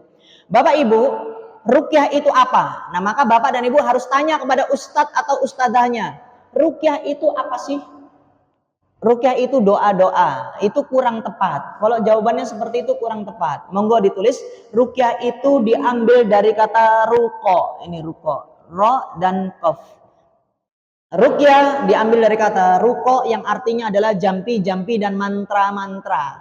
Jadi ruqyah itu bukan doa Pak, tapi jampi-jampi dan mantra-mantra. Apa sih jampi-jampi dan mantra-mantra itu? Segala sesuatu yang dibaca-bacakan dengan tujuan menyembuhkan penyakit medis atau non medis. Makanya silakan ditulis, ruqyah terbagi menjadi 2. Ada ruqyah yang syar'iyah, ada ruqyah yang syirkiyah.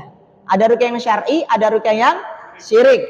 Contoh ruqyah syirik, ada nggak yang bisa mencontohkan kepada saya ruqyah yang syirik? Jampi-jampi yang syirik. Sun mate aji kusi jaran goyang, tak goyang eng tengah latar. Ajian apa itu? Jaran goyang. Ruqyah ini amat sangat penting, sebagaimana dukun pun juga sangat penting memiliki apa? Jampi-jampi. Dukun itu ujung tombaknya itu jampi-jampi Bapak dan Ibu. Nah pertanyaan saya sekarang, saya miris banget, asli miris dan sedih. Masa iya Islam yang agama yang Masya Allah ini tidak memberikan solusi gitu? Misalnya ada orang sakit, gak sembuh-sembuh, terus dia tawakal aja katanya. Sudah ikhtiar ke sini sana, tawakal. Terus ada orang yang kesurupan, mereka bingung, gak mau belajar ruqyah. Kenapa? Bahkan ada orang yang sakit, takut minta ruqyah. Kenapa? Nah, kenapa takut minta ruqyah? Karena Ustadz katanya saya tahu ada dalil meminta ruqyah tidak boleh. Akan cacat ketawakalannya, akan cacat ketauhidannya. Saya garis bawahi dulu, Bapak Ibu. Yang namanya Ustadz itu memiliki kesalahan itu biasa karena dia tidak maksum. Dipahami dulu ya. Kita tidak boleh taklid amma, tidak boleh mengekor secara buta pada satu ustadz atau pada satu firqah saja. Karena kalau kita taklid buta, kalau guru kita salah, selamanya kita akan salah. Bahkan Nabi Muhammad SAW pun juga pernah keliru, tapi tidak mengurangi kemuliaan beliau. Apa? Beliau dulu pernah mengharamkan madu karena ditipu sama istri-istrinya. Ternyata Allah yang klarifikasi bahwa madu itu sangat bermanfaat. Nah ustadz besar juga pernah salah, tapi itu hal yang kesalahan itu biasa saja. Maksud saya bagaimana sih? Maksud saya kok ngobrolin seperti ini? Maksud saya adalah jangan sampai Anda melihat satu ustadz tidak membolehkan minta ruqyah, lalu Anda ngecap, oh ruqyah ini tidak boleh, oh ruqyah ini nanti takutnya syirik. Nah seperti itu. Nah maka Anda harus belajar dulu. Harus belajar dulu dengan apa? Dengan lengkap. Anda membuka Al-Quran, nggak bisa Al-Quran itu dengan diterjemahkan lalu Anda mengambil artinya, nggak bisa. Al-Quran itu harus membuka yang namanya tafsir. Hadis juga seperti itu Bapak dan Ibu. Kalau jenengan tidak memahami apa itu yang namanya syarah atau penjelasan, Anda akan tersesat. Coba, Ibu Bapak, saya yakin di Muhammadiyah itu orang-orangnya itu intelektualis. Apakah mereka lepas dari kesyirikan? Bisa nggak orang yang intelektualis terlepas dari kesyirikan? Saya dari dulu itu sudah anti TBC. Wah, jangankan TBC apalagi syirik. Belum tentu Bapak dan Ibu. Iblis bukan makhluk bodoh. Iblis itu luar biasa dia. Sebelum Nabi Adam diciptakan dia sudah ada. Dia sudah menjadi pemimpin malaikat di surga sana, di bangsa jin yang luar biasa. Nah, sekarang kesyirikan itu terbagi menjadi 2. Ada yang kuno, ada yang modern. Nah, para intelektualis bisa jadi diajak kepada kesyirikan yang modern hanya karena tidak mengerti bagaimana caranya mendapati penjelasan. Jadi kalau mereka ada dalil, langsung mereka terjemahkan saja. Oh ya wis, ini ada dalilnya kok. Dalilnya ya sahih, ya wis tak nggo. Lo belum tentu. Kita lihat dulu syarahnya. Saya kasih contoh ya. Bapak Ibu kalau sholat membaca Al-Fatihah wajib napa mboten? Kalau saya sholat nggak baca Al-Fatihah, sah napa mboten sholatnya? Tidak sah. Pertanyaan saya, ketika saya masbuk ketinggalan sholat Pak, saya sholat Allahu Akbar, imamnya Allahu Akbar ruku tuh. Saya pas baru 3 detik doang nih Allahu Akbar, 3 detik imamnya ruku, terus saya ikut ruku, saya tidak baca Al-Fatihah, sah nggak sholat saya? Sah nggak? Sah, karena ikut imam. Bagus. Pertanyaan saya, dikemanakan dalil yang tadi yang wajib membaca Al-Fatihah? Dikemanakan dalilnya? Apakah dalilnya dibuang? Masa ada dalil dibuang? Ini yang namanya ilmiah, saudaraku. Jadi jangan sampai kita baru hijrah, baru belajar, tahu ustadz, iki ustadznya nyunah. Nah, ini juga perkataan istilah yang kurang baik sebenarnya di masyarakat. Masjidnya nyunah, ustadznya nyunah. Berarti saya ada ustadz haram, ada ustadz mubah nanti gitu ya. Ada masjid mubah, ada masjid haram gitu ya. Jangan menggunakan kalimat yang memecah belah. Udah biasa saja gitu ya. Yang penting kita muslim dan muslimah. Jadi saya jelaskan dulu. Dalil yang membaca Al-Fatihah tadi itu mansuh atau digugurkan. Tidak ada dalil yang dihapus tapi gugur. Nah, silakan diperhatikan ke depan Bapak dan Ibu. Awal mula dalil atau sejarah hukum ruqyah itu hukumnya itu syirik Bapak dan Ibu. Kenapa? Zaman jahiliyah dulu, sebelum Islam itu ditegakkan, itu sudah banyak yang namanya ruqyah. Nah, maka hukumnya apa? Inna ruqa wat tamaim wat tiwalah syirkun. Sesungguhnya ruqyah, tamimah azimat dan tiwalah, bukan tilawah ya, tiwalah ini adalah pelet, itu adalah syirik. Namun dalil ini digugurkan dengan dalil berikutnya yang ini. Nah, ternyata ada sahabat Nabi yang dulunya beliau dan keluarganya itu adalah peruqyah. Siapa dia? Siapa di sini? Kebaca nggak? Auf bin Malik. Ya Rasulullah, intinya begitu. Boleh nggak aku meruqyah? Nah, dalil yang ruqyah syirik tadi mansuh atau gugur dengan dalil ini. Apa itu? I'ridu alayya ruqakum. Tunjukkan ruqyahmu kepadaku.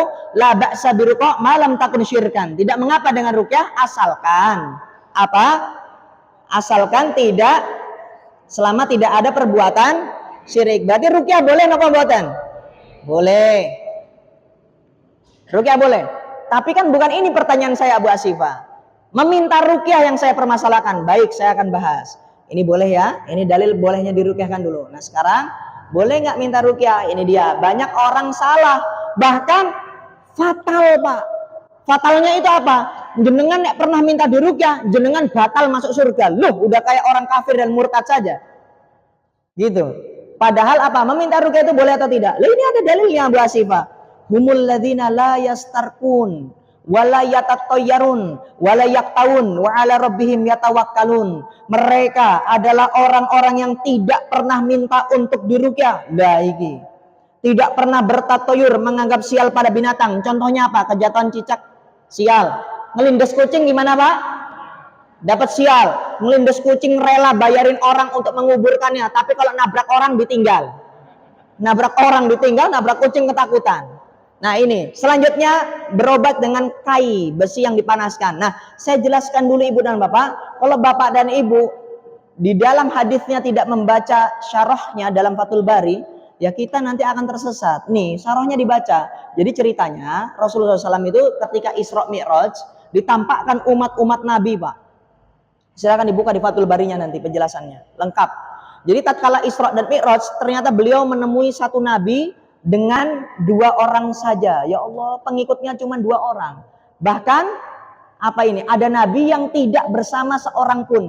Ini tuh apa? Ini tuh sebenarnya motivasi juga buat kita para dai dan para ustadz dan ustadzah. Kalau kita dakwah nggak diterima sama orang-orang masyarakat, jangan sedih. Kenapa? Dulu ada nabi yang tidak ada pengikutnya sama sekali, padahal dia sudah berdakwah.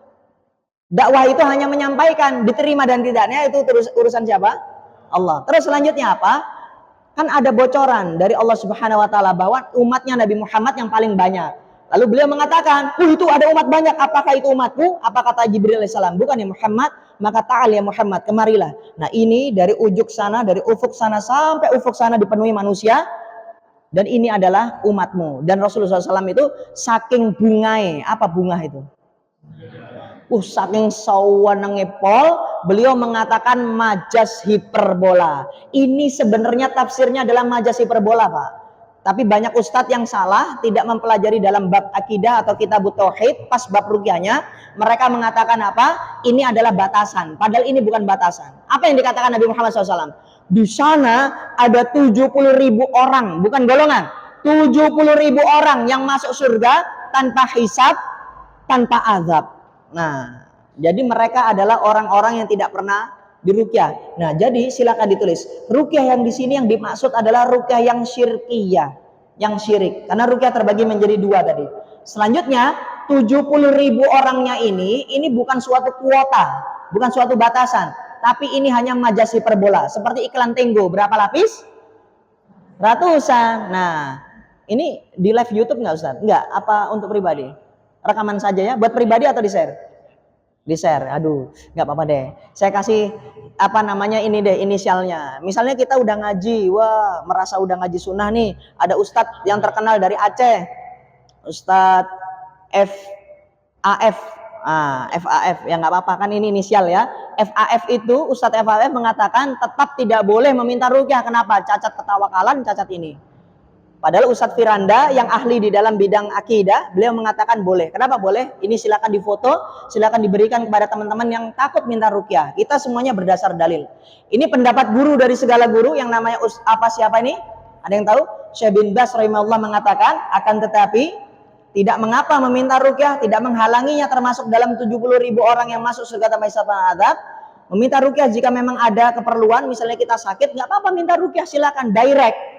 Masa iya kita datang ke dokter, ditanya dokter, kamu sakit apa? Kamu sakit? Sakit apa? Enggak. Kamu mau berobat enggak? Enggak. Itu gimana? Kapan sembuhnya? Minta ruqyah boleh enggak? Boleh. Nih, bahkan Ibunda Aisyah itu diperintah sama Nabi Muhammad SAW untuk meminta apa? Ruqyah. Bukan hanya Ibunda Aisyah, tapi memerintahkan ibu dari anak-anak Ja'far bin Abi Thalib untuk meminta ruqyah. Fala haraja bidzalik. Maka tidaklah mengapa. Bahkan kalau jenengan buka Fathul Bari, ada 30 lebih dalil dan lebih perkataan ulama dari Syekhul Islam Ibnu Taimiyah yang membolehkan minta ruqyah.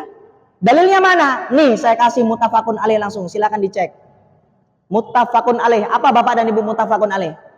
Apa artinya muttafaqun alaih?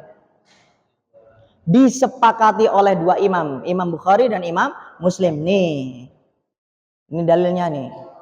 Tuh, Ibunda Aisyah meminta ruqyah. Terus di sini juga Ibunda Aisyah juga meminta ruqyah. Jadi beliau meminta ruqyah sama suaminya Nabi Muhammad SAW, tidak diruqyah. Kenapa? Bukan Nabi tidak becus, Pak. Tapi kalau semuanya minta ruqyah sama Nabi, Nabi sudah meninggal. Kita minta ruqyah sama siapa? Nah, maka diperintah untuk meminta kepada sahabat-sahabat yang bisa ruqyah. Jadi hukum meminta ruqyah boleh atau tidak? Boleh. Tidak mengurangi sedikit pun ketawakalan dan ketauhidan kita. Lah, enggak. Gitu ya. Tapi ruqyah syariah itu terbagi menjadi ruqyah syariah itu terbagi menjadi 3 syaratnya. Yang pertama menggunakan bacaan Al-Quran, apapun ayatnya. Kedua doa Nabi. Yang terakhir biiznillah. Sembuh tidak sembuh itu atas izin Allah. Ya gitu ya. Baik, sekarang kita bonus praktek ruqyah mandiri agar kita tidak minta-minta air kepada ustadz. Yuk kita semuanya pegang airnya. Saya sebenarnya maunya banyak nih Ibu dan Bapak karena waktunya mepet maghrib ya. Padahal saya pengen membedah seluk-beluk alam jin loh. Biasanya nggak semua ustadz bisa menjelaskan ini, tapi semua saya datangkan dalil dan tafsir yang jenengan bisa tahu. Ternyata jin ini imut-imut, unyu dan rusuh. Bahkan jin juga bisa dibunuh dengan cara yang syar'i. Nah, gimana cara membunuh jin? Semoga Allah pertemukan kita dengan pertemuan berikutnya. Nanti kita kaji kembali. Gitu ya, karena waktunya tidak cukup. Gitu kita belajar ruqyah mandiri saja habis ini. Sudah semuanya dipegang? Ruqyah mandiri saja ya, tidak ada ruqyah massal karena tidak ada plastiknya. Ruqyah massal itu apakah bid'ah Ustadz? Ya enggak juga. Kenapa tidak? Yang membid'ahkan itu Ustadz ada. Ya kan? Karena apa? Ruqyah kok didaurah-daurahkan. Waktu itu saya tabayunkan dengan beliau, berjumpa langsung, saya bertabayun Ustadz, apakah hukum daurah ruqyah itu bid'ah? Iya, di zaman Rasulullah itu tidak ada. Nah, nanti dulu. Bid'ah adalah segala sesuatu ibadah yang baru dan yang menyerupai mahdhah. Apa itu yang menyerupai mahdhah? Tata caranya khusus, waktunya pun juga khusus. Hampir mirip kayak mahdhah. Sedangkan ruqyah ayatnya bebas, waktunya pun juga bebas. Maka ruqyah ini masuk pada bab ghairu mahdhah.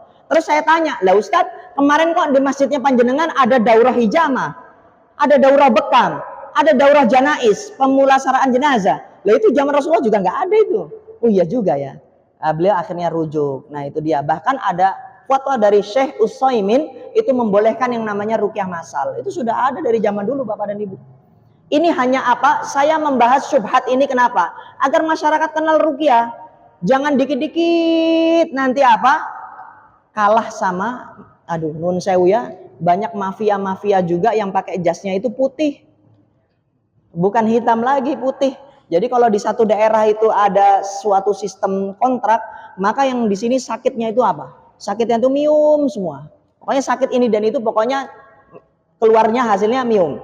Kalau di Jawa Barat sana ada beberapa daerah sakit apa aja pokoknya usus buntu. Kalau di daerah istri saya sakitnya apa aja itu batu ginjal harus operasi. Sama semua. Karena di situ ada kontrak obat, farmasi. Dan lain gitu ya. Nih, saya pengen bahas ini sebenarnya. Wah, ini seru nih. Jenengan harus tahu perbedaan jin, setan dan iblis, tapi waktunya tidak cukup. Nah, seperti itu ya. Nih, saya akan bahas sampai jenengan nggak takut lagi sama jin. Nah, sampai jenengan berhadapan muka seperti ini pun juga nggak takut. Tapi saya berdoa dulu, semoga nanti kita bisa berjumpa lagi membahas materi ini dengan apa? Panjang umur dalam ketaatan yang barokah. Jadi jenengan kalau ketemu seperti ini nggak boleh lari, nggak boleh takut, harus berani melawan. Tapi nanti saya bahas. Tapi saya berdoa kepada Allah, semoga Bapak dan Ibu nanti malam ketemu kuntilanak, amin. Gitu ya, buat bekal. Dibahas gak ya? Waktunya mepet banget. Maghrib jam berapa ya Ustadz? 30 menit. Wah cukup ini, mau dibahas Bu? Iya, berarti ini ya, semangat ya, nggak pulang ya. Sholat maghrib berjamaah ya. Siap ya? Benar? Nah siap. Mana musim hujan lagi. Mati lampu lagi. Kabelnya kena pohon. Malam-malam ketemu kayak gitu lagi. Wah seru ini. Masya Allah. Tak dongak nih nanti malam ketemu kuntilanak, amin. Gitu ya. Nih, ini kalau kita salah dalam memahami, kita bisa terjerumus pada lembah kesyirikan. Baik Bapak dan Ibu. Bismillahirrahmanirrahim, kita bahas tentang seluk-beluk alam jin. Perbedaan antara jin, setan, dan iblis. Kita simpan iblisnya dulu, kita percepat, kita bahas jin sama setannya. Jin sama setan beda atau sama Pak? Yang jawab jin dan setan itu sama, coba angkat tangannya. Tuh. Yang jawab jin sama setan beda, coba angkat tangannya dengan yakin. Sekarang saya tanya balik, apa bedanya jin sama setan?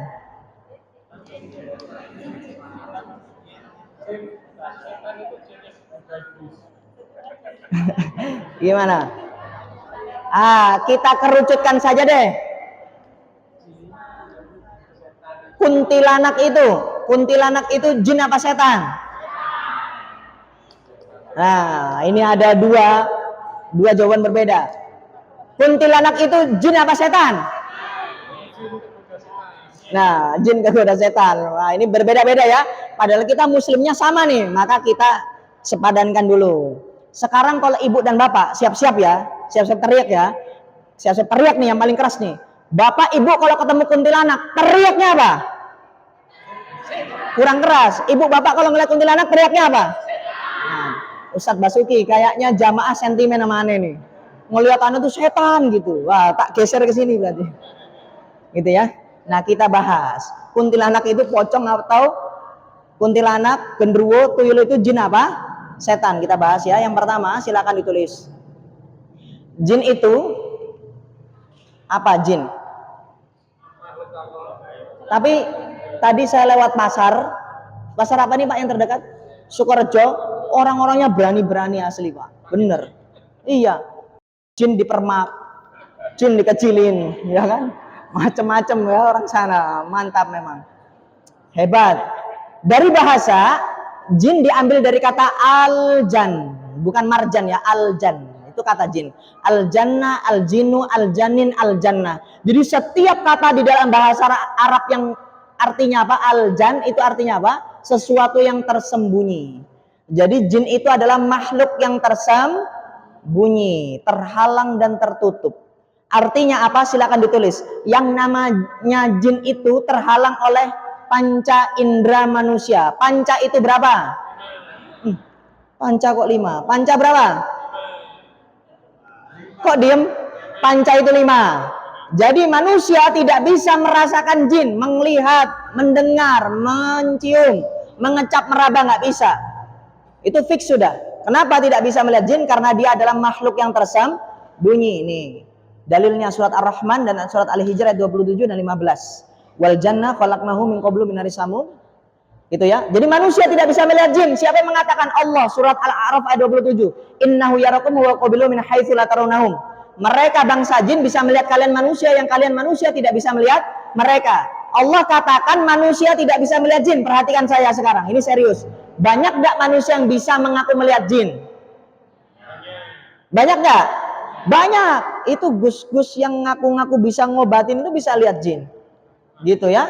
Nah, maka barang siapa yang bisa mengaku melihat jin, maka kata Imam Syafi'i perkataannya yang pertama dusta. Yang kedua beliau harus dihukum karena apa? Dia sudah berdusta atas nama Al-Quran. Kenapa? Dalam Al-Quran tidak ada yang mengetahui sesuatu yang gaib kecuali siapa? Allah. Jin makhluk gaib nggak? Nabi Muhammad bisa melihat jin nggak? Tidak. Itu jin yang menampakkan diri atas izin Allah kepada beliau sallallahu alaihi wasallam. Yang bisa melihat jin sewaktu-waktu cuma satu. Tapi kita bukan umatnya. Nanti bikin alasan tuh dukun. Kalau semua orang bisa melihat jin, Nabi Sulaiman adalah dukun. Ya nggak gitu. Kecuali Nabi Sulaiman alaihissalam itu bisa melihat jin serta-merta. Karena Nabi Sulaiman bisa menundukkan binatang, terus dan jin. Kalau Nabi Muhammad itu mereka hanya menjadi umatnya. Tapi Nabi Muhammad tidak menundukkan jin. Nabi Muhammad tidak bisa mengikat jin. Gak ada satupun dalil Rasulullah masukin jin ke dalam botol. Gak ada. Kok sekarang Ustadz kok pakai tenaga dalam.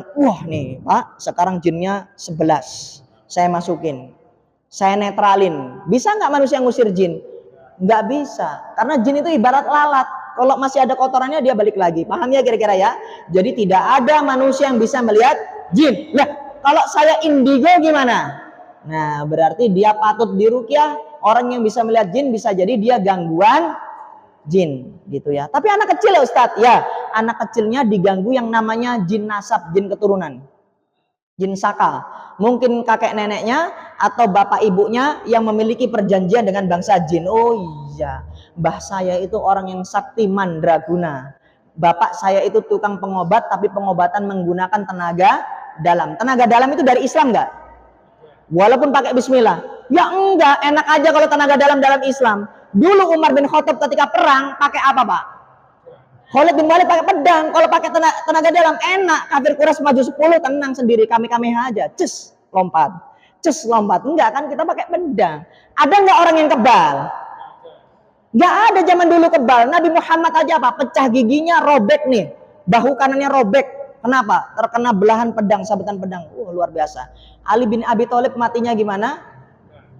Dihabisi dengan pedang. Umar bin Khattab ketika sholat subuh ditikam. Lah kok ada pondok pesantren yang ngajarin kekebalan. Kekebalan bukan dari Islam. Anda mau kebal, ngapain kebal? Nggak sahid-sahid. Mau jihad kok kebal tembak. Ini kapan matinya? Wong kita itu perang itu nyari apa? Nyari mati, nyari syahid di jalan Allah. Nah kita itu nyari itunya, kok malah nyari selamat. Ya ora usah perang, kan gitu ya. Kembali sekarang ke sini. Setan itu bukan makhluk ibu dan bapak. Setan itu adalah kata sifat. Saya disuguhin apa ini? Jeruk. Sebelahnya apa ini Ustaz? Kerupuk apa? Ketela? Tape. Kayak tape ya Bu, tapi kayak donat ya. Oh. Apa? Ya, terus sebelahnya ada air. Tapi Bu, ada peribahasa yang indah bagi para ustadz yang jadi pemateri. Iso nyawang reso nyanding. Disuguhi banyak warna-warni, tapi saya nggak bisa makan kan. Yang ngisi kan, ibu enak boleh makan minum. Nah nggak apa-apa, ini guyon-guyon saja dikit. Nanti masuk saya sambil ngupas jeruk di sini kan nggak enak. Kembali ya. Nah Maka saya disuguhin seperti ini, maka DKM atau takmir masjidnya memiliki sifat yang dermawan. Dermawan itu makhluk atau sifat? Sifat. Alhamdulillah. Setan itu sifat, ingkar pada jin dan binatang. Setan diambil dari kata-kata apa itu? Satana yastunu, syaitanan. Artinya yang menjauhkan kita dari kebenaran. Maka kalau detik ini ada yang online TikTokan, ada Instagram pada lagi ngaji, berarti dia sudah diculik setan. Lagi pengajian tapi dia tidur, dia diculik setan. Lagi pengajian dia bikin majelis sendiri di belakang. Karena setan terbagi menjadi dua, dari golongan jin dan dari golongan manusia. Dalilnya apa? Surat An-Nas ayat terakhir. Ayo apa? Kok lama? Qul a'udzu birabbinas malikin nas ilahin nas minal jinnati wan nas. Berarti setan itu nggak cuma dari jin, Bu. Makanya kalau kita ngerukyah orangnya nggak sembuh-sembuh, bisa jadi orangnya yang setan, Pak. Seperti itu, iya. Wong sama saya ketemu 2 tahun kok masih sakitnya begini-begini terus, ternyata apa? Tetap nggak sholat dia. Gitu, tetap nggak kapok dia. Nah itu dia ya. Jadi ada manusia yang menjadi setan. Tuh setan yang biasa bawa tas, bawa jaket khusus, nawarin, Mbak, nek arep modalnya tambah, iki lo enek modal. Oh alah, bunganya mek 2% kok Mbak, gampang. Tapi kan riba, yora Mbak, rido birido, ya kan? Mau kita seperti itu. Pacaran juga gitu, ta'aruf tapi pacaran ada kan? Oh gitu. Nah itu dia yang namanya setan tuh begitu halus banget. Sama kayak subuhkan as-sholatu khairum minan naum. Artinya apa? Sholat lebih baik dari tidur. Dibalik sama setan. Oh turu luweh apik dari sholat. Nanti dulu. 5 menit lagi. Oh Masjid Ar-Rahmah mah deket. Nanti nunggu komat. Pas bangun jam 8 pagi. Lah seperti itu ya. Itu setan. Sifat ya. Selanjutnya iblis. Siapa iblis? Iblis diambil dari kata ablasa yang artinya pembangkang. Iblis, silakan ditulis. Dia adalah jin yang ditangguhkan umurnya hingga hari kiamat. Cuman satu jasad saja. Ibu semua di sini manusia bukan? Bapak semua yang di sini manusia bukan? Saya manusia bukan? Manusia. Misalnya iblis itu adalah jin yang ditangguhkan umurnya hingga hari kiamat. Nah, misalnya kita semua manusia di sini, cuman saya saja yang ditangguhkan umurnya hingga hari kiamat. Berarti saya adalah iblis kan ya. Iblis itu jin, Bu, saya manusia. Saya Abu Asif aja. Kan ini jin, saya manusia, enggak guyon-guyon. Jadi gitu ya, paham ya? Loh, artinya gimana Bu Asifah? Artinya semua jin yang ada di alam muka bumi ini, alam raya ini, semuanya akan mati seperti matinya manusia. Umur mereka nggak ada dalil yang menjelaskan ribuan tahun atau ratusan tahun, itu dusta. Makanya kalau ada orang kesurupan macan, dia bilang umur saya 600 tahun, dusta. Karena tidak ada satupun dalil yang bisa dijadikan suatu hujah yang menganggap jin itu umurnya ribuan atau ratusan tahun. Nah, yang ribuan atau ratusan tahun ini dia doang nih. Siapa dia? Iblis, Azazil. Gitu ya. Berarti jin kayak gini bisa mati, bisa. Nah, jin bisa dibunuh nggak kira-kira? Bisa. Gimana cara membunuh jin Bapak dan Ibu? Saya kasih ilmu sakti nih. Tenan sakti Bapak dan Ibu. Sesuai syar'i lagi. Jangan bisa bunuh jin. Mau nggak dapat ilmunya? Mau. Menurut Ibu membunuh jin gimana caranya? Menurut Bapak gimana cara membunuh jin?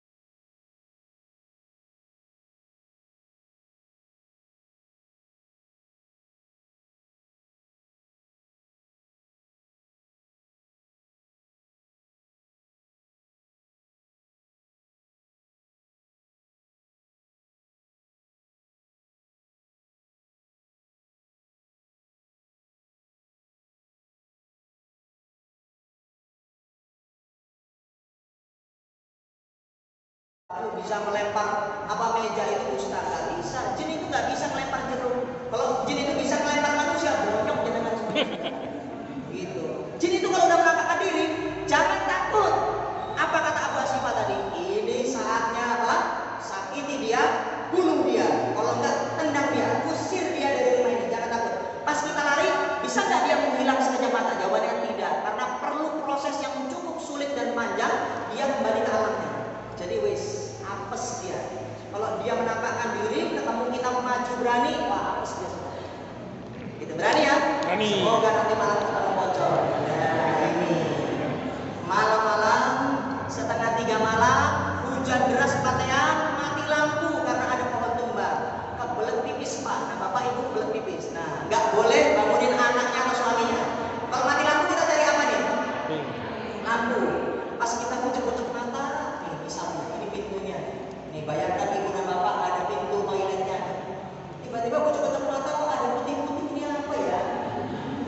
Pas kita maju tiba-tiba dia hilang. Pas gua hampir dekat sini, nah kalau kayak gini gimana? Ayo nggak boleh dusta, nggak boleh bohong. Bapak ibu kebelet pipis nih, udah di ujung ini. Terus jalannya kayak gini-gini, ini udah di ujung. Ketemu kayak gini nih, wajahnya buat kayak gini. Bersuara lagi. Wah, gimana kira-kira? Kata Abu Asifah tidak boleh lari. Ini malam ibu bapak berani untuk ancam dia. Ya masyarakat jin, makhluk jin, kamu minggir atau saya bunuh. Ya saya nggak takut demi Allah, nggak takut saya sama kamu. Minggir atau saya bunuh. Ternyata dia masih di sini, masih bahasa kasar itu masih mentekelek di sini. Masih berani ya. Ibu maju lagi 1 langkah. Bapak cuma maju 1 langkah. Wani, ambil kulka. Kocok nih, udah bawa kulka. Minggir bola, minggir teguh, beduk, misalnya. Ternyata dia nggak minggir bu. Nah, gimana kira-kira? Udah bapak ibu maju ada terus maju ke sini. Terus kalau tegel, apa bu tegel itu pak? Tega. Ini pocong bilang aja, cocok minggir cocok kamu mau pipis. Nah, kalau tegel gesernya jangan kenceng-kenceng pak, tapi diraba dulu. Oh, ternyata pocong ada kulitnya, kenyil-kenyil misalnya. Kalau berani, kalau nggak berani udah namanya kebelet, udah usir aja. Cocok minggir cocok kamu mau pipis. Terus jenengan pipis seperti biasa. Masuk toilet mana adabnya? Berdoa dulu. Allahumma barik lana. Allahumma.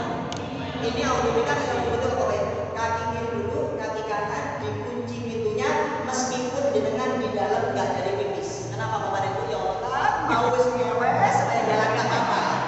Yang penting berani. Jadi tadi ibu bapak pas ngancam tadi, ya sorot jadi ini sambil ngewes. Wis menisan.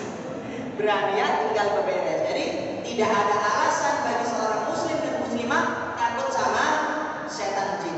Karena tidak semua jin itu membangkang. Jadi sebutannya ini adalah setan jin. Berani ya insya Allah ya. Insya Allah apa sampai malam. Berani ya. Itu ya barakallahu fikum. Sekarang kita udah lewat. Kita praktek rukyah mandiri. Dia hujan-hujan nanti ngebahas ya.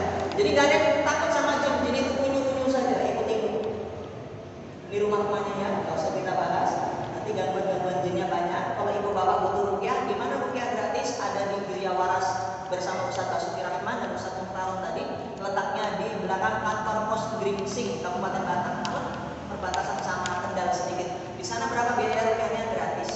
Di sana juga ada cek kesehatan, bekam, obat punggung dan lain-lain semuanya gratis. Itu reguler hari Rabu. Berapapun orangnya gratis pak. Lalu duitnya dari mana? Dari uang kita pribadi dan juga orang-orang yang membantu dakwah kami. Seperti kami, kenapa saya bisa dakwah ke sini dan ke sana? Allah tolong saya.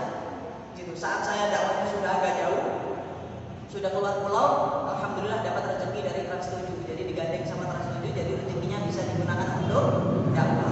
Ya. Baik, sekarang kita praktek rukyah mandiri. Ini yang tadi saya jelaskan ya. Sekarang semuanya di bawah dibuka tutupnya, sudah belum? Airnya sudah didekatkan di bawah bibir. Ini caranya dibaca dengan suara jahar. Yang namanya rukyah itu bacanya nggak boleh pelan, ibu dan bapak, tapi harus jahar. Jahar itu bersuara seperti kita berbicara. Jadi bacaannya apa? Bu Asifah cuma 30 saja. Al-Ikhlas, Al-Falaq, An-Nas. Dengan yakin. Kalau ini ibu dan bapak dirukyah dengan yakin, Padahal itu doa kita sendiri. Maka itu kalau ada orang yang gangguan penyakit, insya Allah Allah netralkan penyakitnya. Kalau memang ada gangguan jin, ini untuk deteksi. Bisa jadi detik ini bisa muntah-muntah sampai kesurupan. Dahsyat, doa kita sendiri. Bisa ya?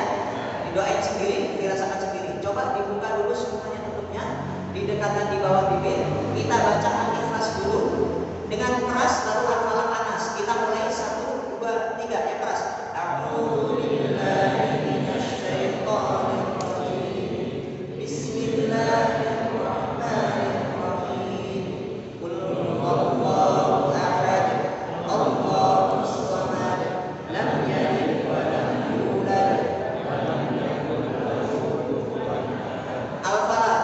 Bismillahirrahmanirrahim. Qul a'udzu birabbil falaq min syarri ma khalaq wa min syarri ghasiqin idza waqab wa min syarri naffatsati fil 'uqad wa min syarri hasidin idza hasad. Anas. Bismillahirrahmanirrahim. Qul a'udzu birabbin nas, malikin nas, ilahin nas, min syarril waswasil khannas, alladzi yuwaswisu fi sudurin nas, minal jinnati wan nas. Ditiupkan, lalu diminum menggunakan tangan kanan, ucapkan basmalah. Bismillah. Gampang ya? Nah, yang sebelum tidur caranya di kedua telapak tangan, bacaannya sama, ditiupkannya sama, tapi diusapkan ke seluruh tubuh yang terjangkau sebelum tidur. Itu dalilnya ada, tapi nggak ada waktu untuk menjelaskan apa selainnya. Gampang ya, yang mandiri Bapak dan Ibu. Gitu. Nah, yang saya bahas tadi, kesyirikan terbagi menjadi dua. Ada yang kuno, ada yang modern. Nah, ini syirik kecil, ria, bersandar pada sembah, punya azimat ya. Nih, macam-macam azimat. Ibu bapak yang punya azimat di rumahnya tolong dicopot karena itu syirik. Yang ada di atas pintunya atau di atas jendelanya atau di pecinya, di sabuknya, gespernya, atau di dompetnya atau di laci-laci dagangannya. Seperti ini namanya raja atau wakaf ya. Ini silakan dibuang saja di daerah Sukoharjo banyak. Yang di rumah-rumah yang nyimpan kayak gini ya, biasanya raja-raja. Nah, ini ketika kita training di Hongkong, segini banyaknya ini setengah spring bed kita sita dari TKW yang bekerja di sana. Banyak banget ya. TKW itu bawa jimat dari sana. Nah, ini bangklek ini juga sini. Ayo siapa yang sering pakai bangklek? Pakai peniti, jarum, palu, sekop, macam-macam. Nah, ini ada jimat asli versus jimat palsu. Jimat asli itu tulisan tangan, jimat palsu itu fotokopian. Kalau jadikan berobat ke uskun ngikut ternyata jimatnya fotokopian, udah syirik ketipu lagi. Kan modal banget dia. Nah, ini agak seru ya karena ini di masjid kita menggunakan bahasa Inggris. Bapak dan Ibu bisa bahasa Inggris? Bisa? Insya Allah bisa lah. Baik, saya jelaskan dengan bahasa Inggris ya. This is celana dalam. Tahu ya? This is celana dalam pasangan suami istri yang diikat katanya biar pengasihan tapi cerai-cerai juga. Nah, seperti itu ya. Nah, ini ciri-ciri ruqyah yang tidak syar'i. Ini yang syar'i, menggunakan bacaan Al-Qur'an, doa Nabi, bismillah. Yang tidak syar'i ciri-cirinya nama ibu kandung kitanya, meminta pakaian bekas, meminta hewan sembelihan, memiliki jimat dan mantra aneh, dikasih mantra, bono coroko dibaca kebalik, Al-Fatihahnya dibolak-balik, seperti itu macam-macam. Isim atau ajimat mungkar yang seperti tadi. Sakti atau peramal, dia bisa meramal kita. Ternak kodam, nah kodam. Ibu bapak datang ke dukun, sholatnya 40 hari 40 malam tidak diterima. Bahaya ya, datang doang nih, nganterin doang ke dukun. Itu sholat kita tidak diterima selama 40 hari 40 malam. Kalau kita mempercayai perkataan dukunnya, apa yang didapatkan? Bisa jadi dia batal keislaman. Ini ngeri ya. Barakallahu fikum. Insyaallah berapa menit lagi? Maghrib? 7 menit lagi. Baik, insyaallah alhamdulillah kita cukupkan. Kalau Bapak dan Ibu ingin diskusi atau tanya jawab yang luas, bisa Ibu minta nomor saya kepada siapa nanti? Bu Iin.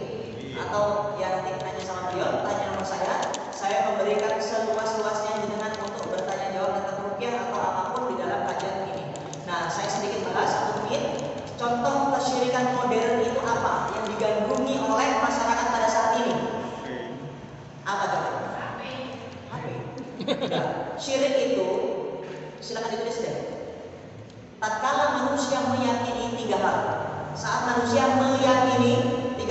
Benda, binatang, suatu hal yang terjadi pada diri kita yang kita yakini itu bisa mendatangkan manfaat atau mudarat. Dari 3 tadi, benda, binatang, suatu hal yang terjadi pada diri kita.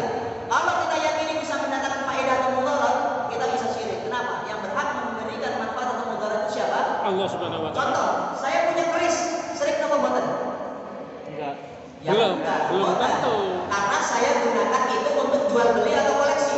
Kalau saya yakini keris ini bisa mendatangkan manfaat, bisa menjaga keluarga saya dari penyakit atau dari perampokan, itu baru syirik. Tuh, makanya baklek dan lain-lain itu juga syirik. Kaligrafi, tulisan Al-Quran, kalau dipajang doang, nggak masalah. Tapi kalau kita yakini ditempel di rumah agar apa? Agar jin-jin fasik nggak bisa masuk ke rumah, itu sudah syirik. Karena yang melindungi kita adalah siapa? Allah Subhanahu wa taala. Itu benda. Benda bisa jadi mendatangkan mudarat. Maka orang Cina ada keyakinan Feng Shui. Tahu Feng Shui? Tahu yang madep ke sini ke sana nggak boleh begini. Yang kedua binatang. Tadi sudah saya jelaskan. Ada suara burung krok krok krok. Siapa ini yang mau meninggal? Nah, ada kan? Seperti itu. Yang terakhir 3. Suatu hal yang terjadi pada diri kita. Banyak orang, ibu-ibu yang nyapunya nggak mau dari dalam keluar, Pak. Nanti rezekinya los. Jadi dari luar ke dalam ben rezeki ini kumpul. Sampai kumpul. Ada kan? Ada. Terus apa lagi? Kedutan di tangan mau dapat apa? Rezeki. Nah, terus cintaku terhalang beton. Banyak di Jawa Tengah nih. Nah, kamu mau lamaran? Iya. Nanti saya tanya dulu. Ternyata calonnya Rabu Pahing, anaknya Jumat Legi. Dihitung lah itu pakai hitung-hitungan Jawa. Neptu. Gunung Guntur Segoro Asad, Gunung Guntur Segoro Asad, ya Allah, Asad, nanti miskin kamu wes gak situ lagi cari yang lain. Nah, sudah saling cinta, gak jadi nikah gara-gara beton. Seperti itu. Semua hari itu baik, tidak ada hari yang tidak baik, semuanya baik. Mau bangun rumah kapanpun monggo, mau masuk rumah silakan monggo. Gitu ya, barakallahu fikum. Insyaallah saya ingin tanya satu hal yang terakhir, acara hari ini bermanfaat atau tidak Bapak dan Ibu? Bermanfaat. Ya, saya berdoa nanti semoga kita ada pertemuan yang kedua membahas kesyirikan yang modern, karena ini yang paling sering mengenai kita, antara lain dari law of attraction, hukum tarik menarik, atau dari afirmasi. Banyak ibu-ibu sekarang korban TikTok dan Instagram Bapak dan Ibu, dikit-dikit ayo bunda afirmasi. Apa itu afirmasi? Aku bisa. Aku yakin Allah akan mensukseskan aku. Ya Allah, aku yakin punya Fortuner. Ya Allah, aku yakin 2025 aku akan umroh.